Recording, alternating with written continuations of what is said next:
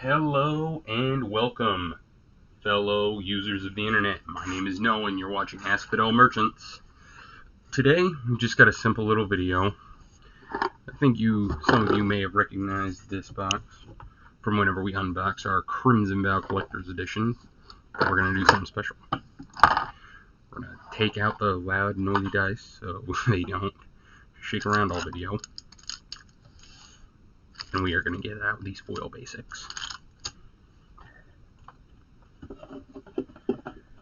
And then we're going to get our new Ultimate Guard Ruby Boulder, which I should have opened before I put it. I'm going to knock the camera a little around too. And we're going to, I really shouldn't have bought this. I hate opening it. But, whatever. I needed a red deck box in a hurry. And we're going to take these absolutely beautiful Dragon Shield Crimson Classics and get ready for a Innistrad double feature draft this Friday. Which actually it is Friday. I'm filming this video at 12:08.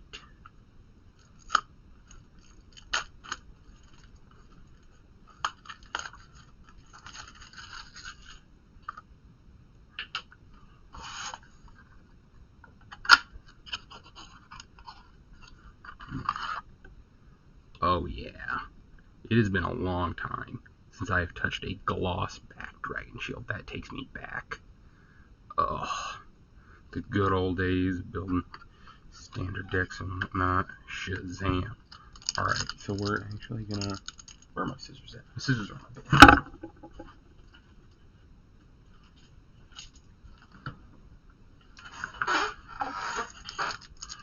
I'm very carefully open these. Take out our poopy free foil bulk rare.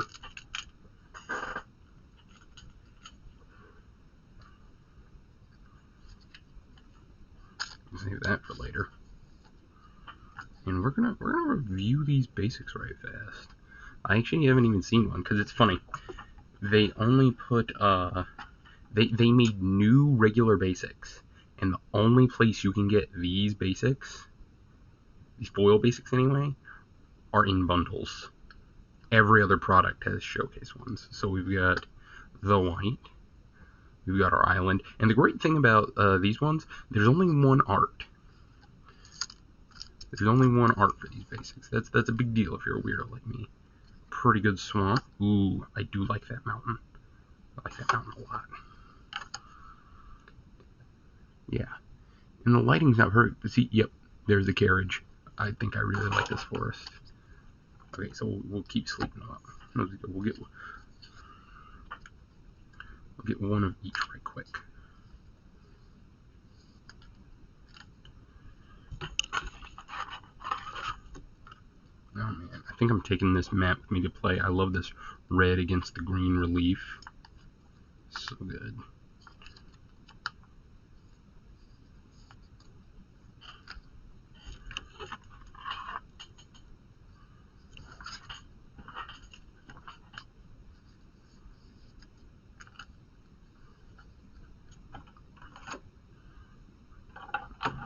This.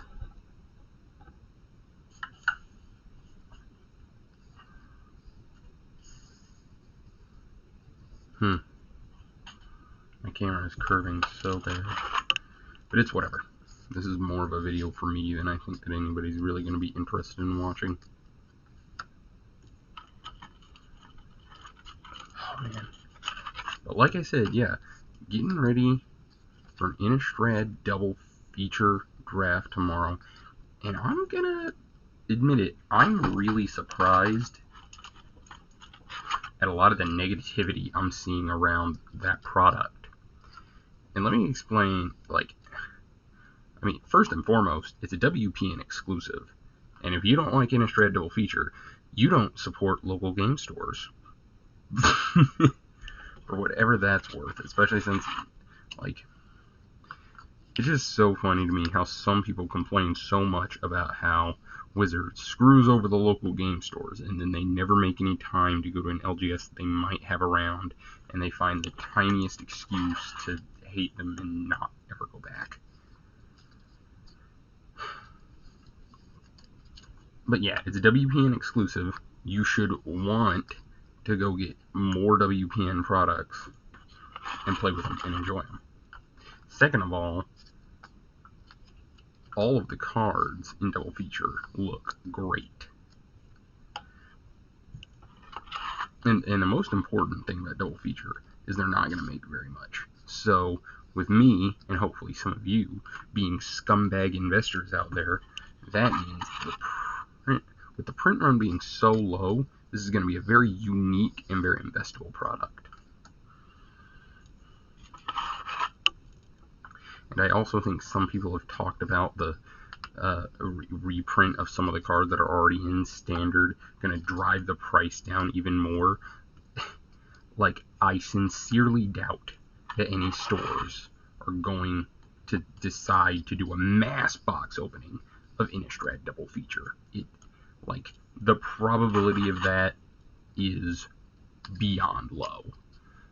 The biggest reason for that is because, there's too many Crimson Vow cards mussing up the good Innistrad Midnight Hunt cards. Because I'll tell you, I really thought that Crimson Vow was going to outperform Midnight Hunt, and I was wrong. Everybody I talked to says the draft experience for Midnight Hunt is better, which I didn't expect to be the consensus, and the prices are just holding better. You've got a lot more mid-tier cards, your $5 and $10 rares, versus in Vow, your only really good hits are your mythics, and somehow the enemy land cycle is just not quite as sought after as the land cycle for Midnight Hunt. It's wild.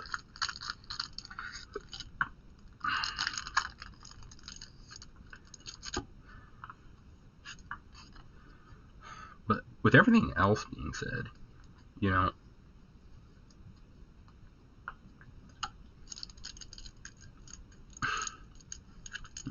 I really need to finally start, writing down a script or something. That way there's not these big, long pauses in my speech, but, who actually cares? One thing I'm going to talk about right fast is the fact that I am really starting to wonder what set boxes are for. Because, folks, I really don't understand why if you're, draft boxes are still the flagship Magic product. They're the best. If draft boxes ever go away, I am going to cry my silly eyes out. It's just how it is. The draft box really does represent what Magic cards are for, and that's to be played with. Every single Magic card, deserves to be played to a certain degree. And I love Booster Draft and Sealed and just actually playing with the cards you get instead of just, buying a box and just wasting all of the cardboard looking for one or two. It's just not how I think we're supposed to enjoy the game. But I've also been told I should stop telling people how to play games and how to have fun. But what I am going to talk about in that respect is that if you're not looking for the fun, you're looking for the value and the prestige, that's what collector's boxes are for. Collector's boxes to me actually make a lot of sense. I think they'd have helped me and my friends out back in the day whenever we were looking for the most rares instead of not having to deal with too much bulk.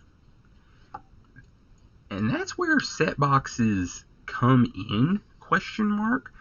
Because I don't know what they're for. I mean, they've got a few more rares than a draft box, but you can't play with them. Oddly enough, you can play a game of Sealed, 1v1 with a friend, with a thing of collector's boosters. It might sound ridiculous, but I've done it. Not that bad. Still playable experience. There's no real way to play with set boosters at all. It's abhorrent.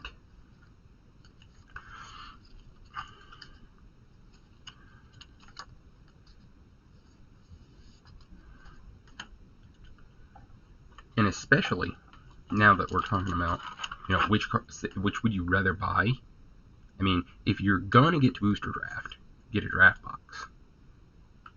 I am gonna give everybody a small piece of advice: do not, in our new flashy variant era, ever buy a draft box just to crack it and try to get some value, because you won't.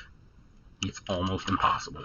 Even at like the minimum $85 price point, even at $80, I don't think there's a single box where you're likely to actually get that much money back.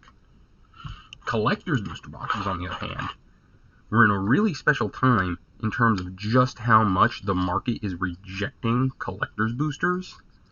And there are ones even from last year, like Kaldheim booster boxes are still at $160. I'm not sure how much of those I'd even still want to open. But I mean, like, gosh. I am going to give you one small piece of advice. Innistrad Midnight Hunt booster boxes being in the 160s is ridiculous. MTG Goldfish has an Innistrad Midnight Hunt Collector's booster box with an EV of 175. It's pretty wild, and I think it's a superior product. Somehow at the lowest price. So I plan on absorbing a few of those. I've enjoyed and been really impressed with each one I've opened so far.